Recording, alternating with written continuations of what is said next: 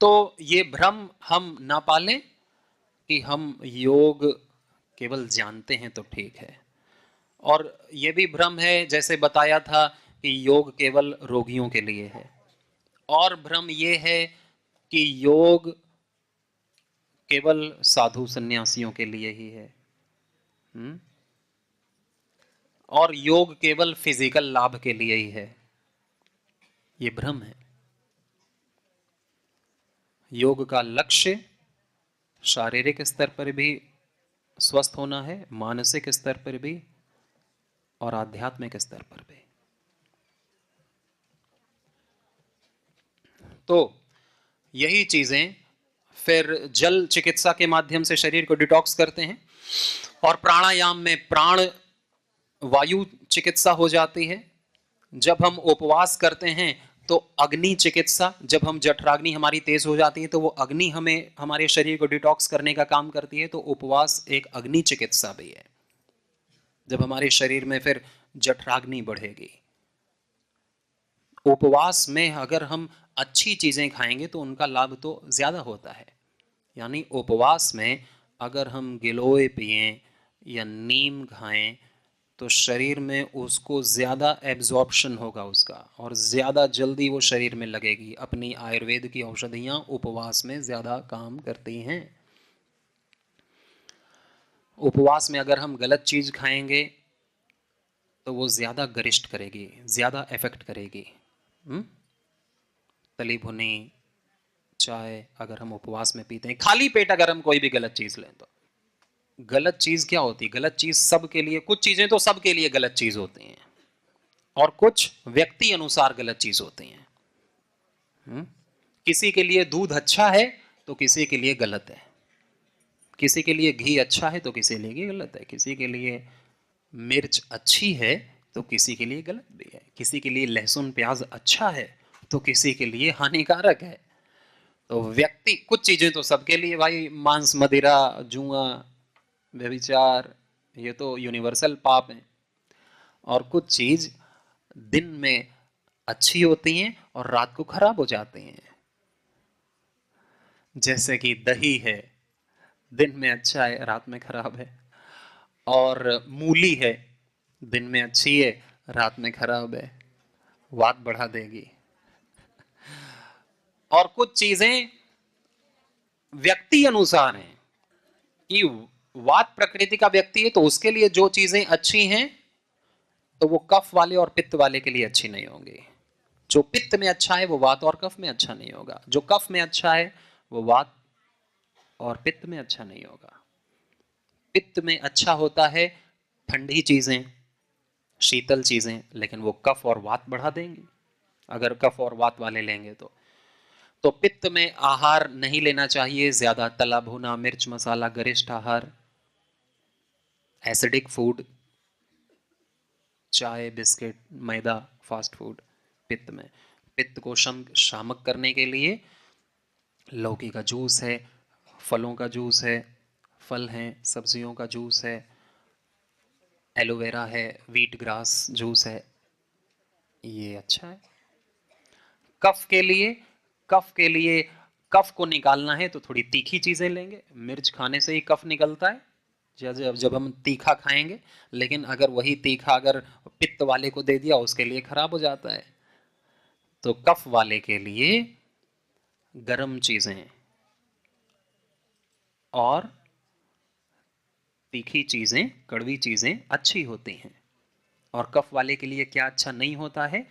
ठंडी चीजें, चिकनी चीजें, फिर वो उसका कफ बढ़ा देंगी। मीठी चीजें, अगर वो मिठाई खाएगा, पानी पिएगा, दूध पिएगा, ठंडी चीजें खाएगा तो उसका कफ बढ़ जाएगा। इसलिए गर्म पानी पिएगा, गुनगुना पानी पिएगा, ठंडा पानी पिएगा तो पानी भी बढ़ा देगा। और पित्त, शरीर में ज्यादा गर्मी है तो गर्म पानी पीने से पित्त और बढ़ जाएगा, फिर तो शीतल पानी पिएगा। इसी तरह वात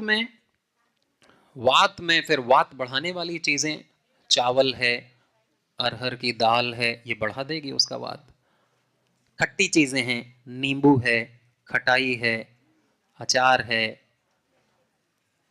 ये सारी चीज़ें उसका वात बढ़ा देंगी। बैंगन है, मूली है, मूंगफली है, राजमा है, ये कुछ चीज़ें उसके लिए हानिकारक हो जाएंगी। वो तो सोचेगा कि मैंने तो खाना ही खाया है, सब तो खाते हैं, मेरे को तो नहीं बीमार होना चाहिए। छाछ पिएगा, खट्टी दही पिएगा, उसका वात बढ़ जाएगा, उसके शरीर में पेन हावी हो जाएगा, उसको नींद नहीं आएगी रात में, इतना पेन बढ़ जाएगा, पेन किलर खाने पड़ेंगे। सारी चिकित्साएं जो अभी तक लाभ हुआ था, घर जाकर के सब नष्ट हो जाएगा, क्योंकि उसने खाना शुरू कर दिया। उसको परहेज करना चाहिए था जब तक उसके रोग ठीक ना हो जाएं। तो वात में फिर वात नाशक चीजें देते हैं, थोड़ा गर्म चीजें देते हैं, ठंडी चीजें नहीं देते, ठंडी और खट्टी और वात बढ़ाने वाली। हाँ, उड़द की दाल भी नहीं देते हैं, अरहर की दाल भी नहीं देते हैं। हाँ, गोभी भी है। तो ये सारी चीजें वात बढ़ाते हैं। तो वात शामक औषधियां दी जाती हैं, जैसे गिलोय है, एलोवेरा है, हार श्रृंगार है, सहजन है जिसे मोरिंगा कहते हैं, निर्गुंडी है। ये चीजें अच्छी होती हैं, वात शामक होती हैं। लहसुन है, ये भी वात शामक है। लहसुन जो है वात शामक है। लहसुन को रात में भिगो करके ले सकते हैं तो उसकी गर्मी निकल जाती है। किसी किसी को ज़्यादा गर्म करती है तो रात में चीज़ों को भिगो देते हैं तो उसकी प्रकृति चेंज हो जाती है। फिर सुबह उसको देसी गाय के घी में भून करके उसको ले सकते हैं तो उसकी गंध भी नहीं आती। किसी को गंध के कारण से नहीं खा पाते, थोड़ा भून लो उसको तो उसकी गंध चली जाएगी। नहीं तो ऐसे भी हम चटनी बना के उसको खा सकते हैं, तो उससे वात शम होता है। हल्दी मेथी सौंठ है, इससे भी वात का शमन होता है। हल्दी मेथी सौंठ को बराबर मात्रा में पीस करके डिब्बे में मिला करके 1 चम्मच हम सुबह शाम ले सकते हैं। नेचुरल रेमेडीज हैं, घरेलू उपचार हैं। मसाज अच्छी होती है, मालिश अच्छी होती है, पीड़ांतक तेल से पीड़ांतक काढ़ा है। तो ऐसे बहुत सारी औषधियाँ भी हैं और घरेलू रेमेडीज भी हैं। अजवाइन है, मेथी है, ये अच्छी है वात रोगों में। पेट के लिए भी अच्छी है, पेट के लिए और पित्त के लिए एसिडिटी में। फिर जीरा धनिया सौंफ का पानी, ये अच्छा है। ये औषधियाँ अच्छी होती हैं रोगानुसार आहार में। तो आहार को जानना आवश्यक है। उसके लिए आपको पुस्तक तो दी गई है, उपचार पद्धति, योग यज्ञ आयुर्वेद, इसका आप स्वाध्याय करना और ध्यान। सीधे बैठ जाएंगे थोड़ी देर के लिए और हम करेंगे अपने शरीर को प्राण शक्ति से भरने के लिए भस्त्रिका प्राणायाम। लंबी गहरी श्वास लेंगे मौन होकर के, शांत हो जाएं, बातें नहीं।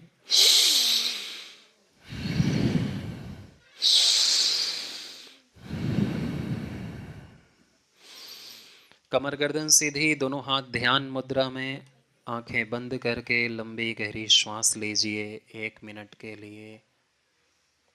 लंबी श्वास लीजिए, धीरे धीरे श्वास लीजिए।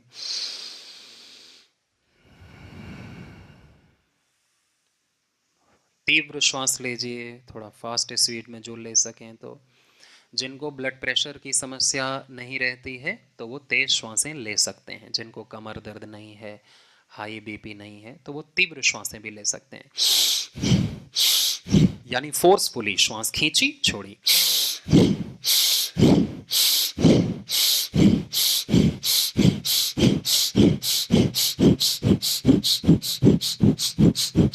ऐसा लगातार जब तक थक ना जाएं, जब तक लेनी चाहिए। खूब तेज़ी से श्वास लें और तेज़ी से श्वास फास्ट स्पीड में छोड़ें।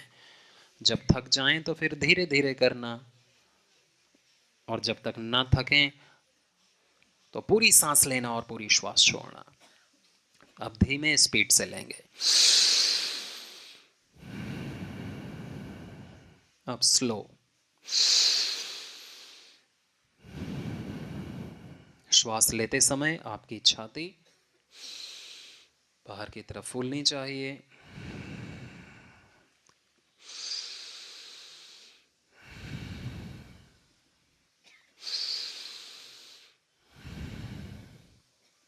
रिलैक्स। तो इससे हमारे शरीर में तुरंत प्राण शक्ति बढ़ जाती है। हम किसी भी अवस्था में कभी भी कर सकते हैं। जब भी हमें दिन में नींद आने लगे, आलस्य आने लगे, डाउन फील होने लगे, तो ऊर्जा और शक्ति और जागृति को लाने के लिए, मन को तुरंत शांत करने के लिए हमें भस्त्रिका कर लेना चाहिए 1-2 मिनट, और मन भी देखिए शांत हो जाता है। मौन। अब ध्यान करेंगे अपनी सांसों पर। सांसें अब सहज रूप से आती और जाती हुई, और पूरा फोकस, पूरा ध्यान अपनी श्वासों पर।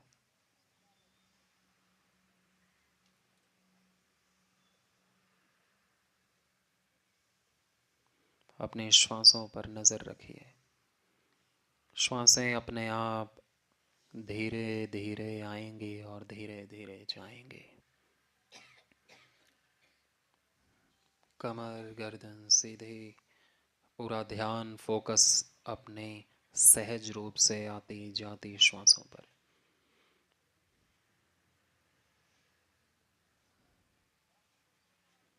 भस्त्रिका के बाद ध्यान में आसानी होती है, इसलिए कि फिर नींद नहीं आती जब हम तेज भस्त्रिका कर लेते हैं तो, और विचार भी शांत हो जाते हैं। तो इसलिए प्राणायाम के बाद ध्यान किया जाता है। और जब ध्यान और अच्छे से होता है, जब हम प्राणायाम करके अपने दोनों स्वरों को, दाईं और बाईं नासिका को सम कर लेते हैं, कि दोनों से बराबर मात्रा में श्वास आ और जा रही है।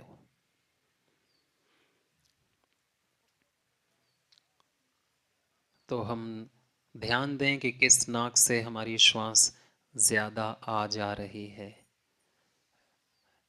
दाएं से या बाएं से, राइट से या लेफ्ट से, या दोनों से। कोई एक नाक ज़्यादा एक्टिव रहती है कभी, या दोनों नासिकाएं।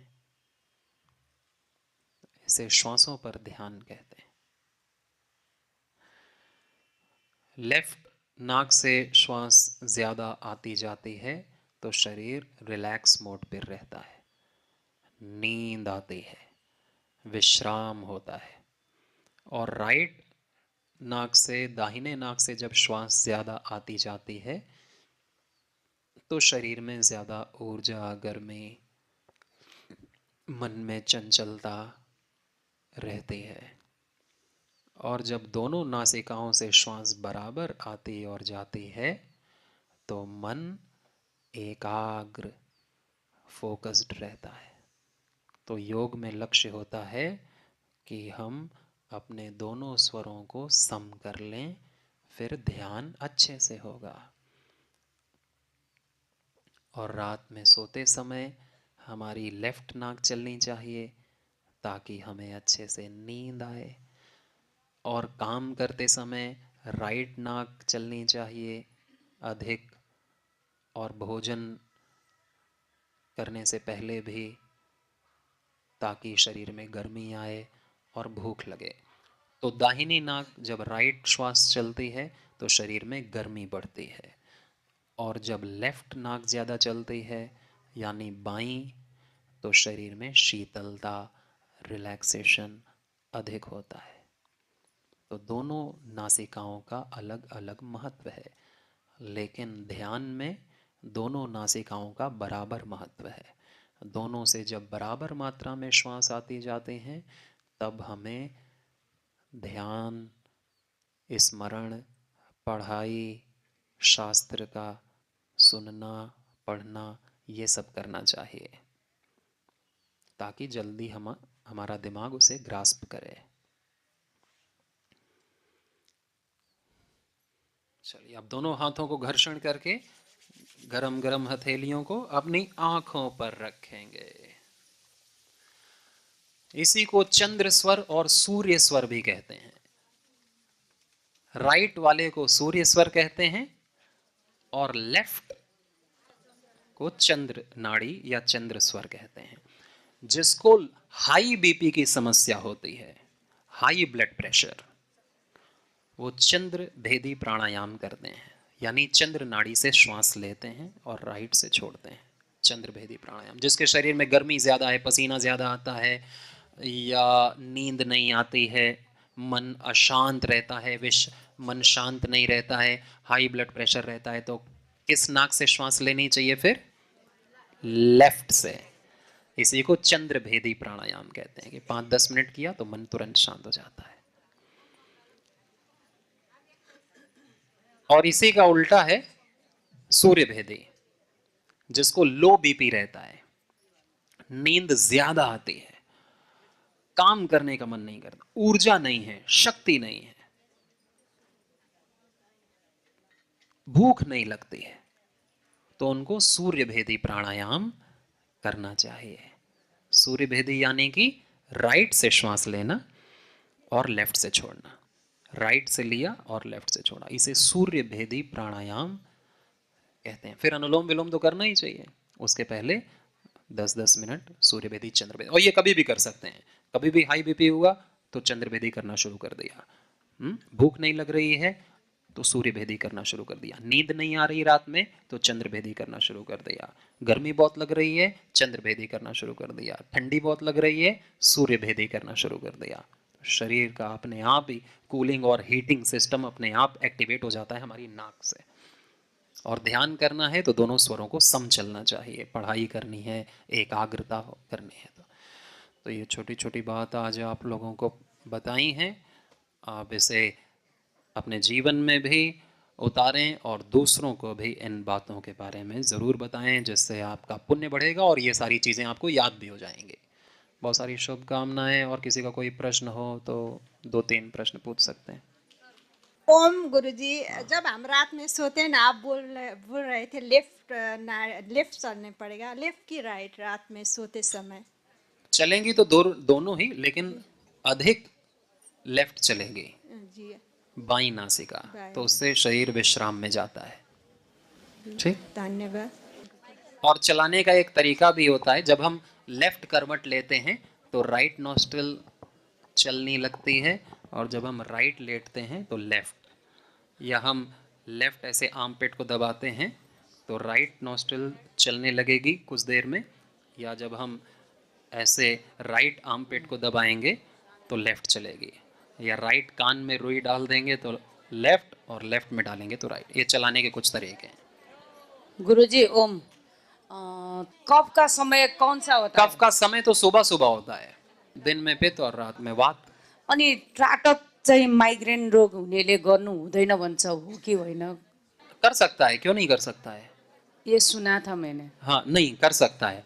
और अगर किसी को फोकस त्राटक करते समय दर्द बढ़ जाए, फिर उसे नहीं करना चाहिए, मैंने है ना, सबका केस अलग अलग होता है। मैंने ट्राई किया था। हाँ, फिर मुझे तो वो होने लगा था दर्द।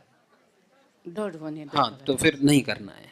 ए, ओके, ठीक है ओम गुरुजी, जी माता जी। जब भोक लाग्दैन तब हामीले चाहिँ कुन चाहिँ भेदी प्राणायाम गर्ने? भोक लागेन भने सूर्य भेदी कि चन्द्र भेदी प्राणायाम गर्ने? भूख नहीं लगती है तो सूर्य भेदी, सूर्य भेदी से शरीर में गर्मी आएगी। और भूख नहीं लगे तो अदरक, नींबू, काला नमक चाटना चाहिए, अच्छा रहता है। ओम गुरुदेव, ओम। मेरो घरमा चाहिँ सोराइसिसको समस्या छ। त्यो सोराइसिसमा चाहिँ एलोपेथीको औषधिको युज गर्दाखेरि युज गरिसकेपछि चाहिँ घाममा बस्नु भन्नुहुन्छ होइन, घाममा बसिसकेपछि घाम ताप्दाखेरि चाहिँ झन् त्यो धेरै हुन्छ क्या, त्यो बढ्छ त्यो तापले गर्दाखेरि चाहिँ।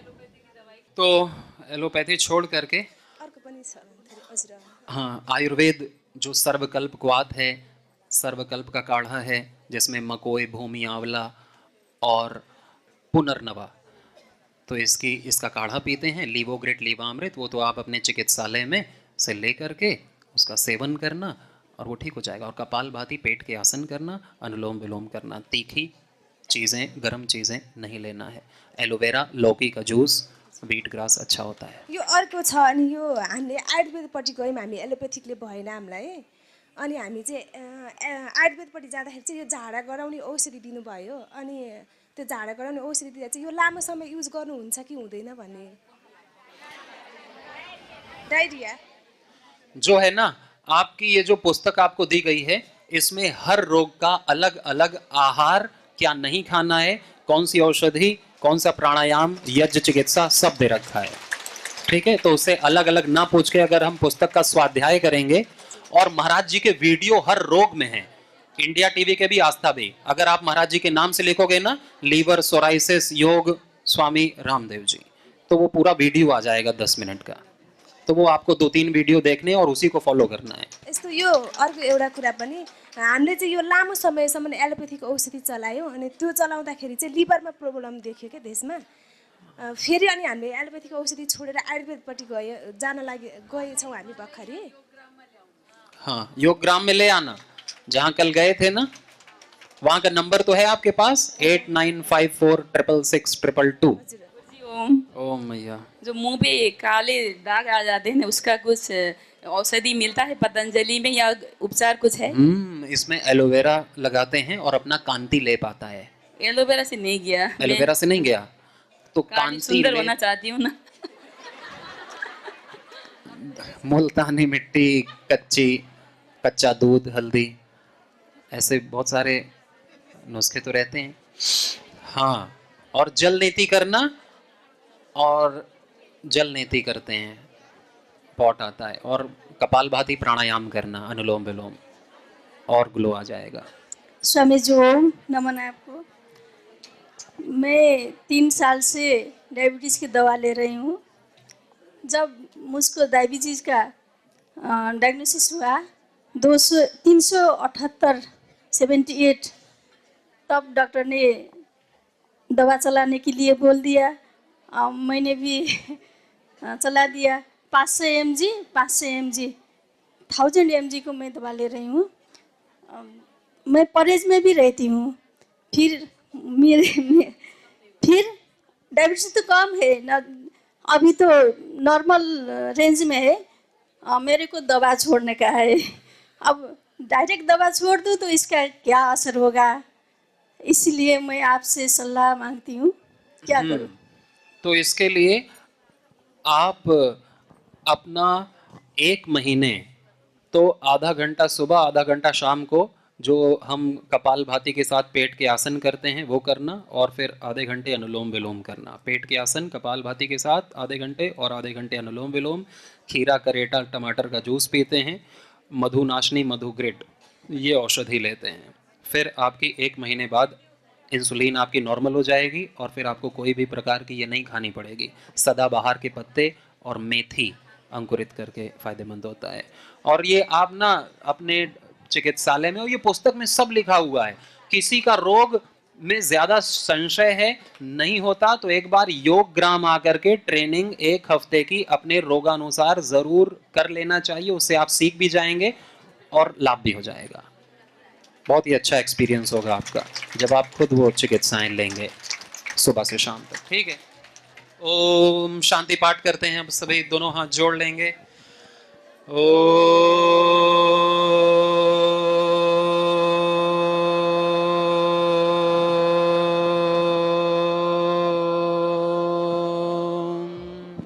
शांति शांति शांति।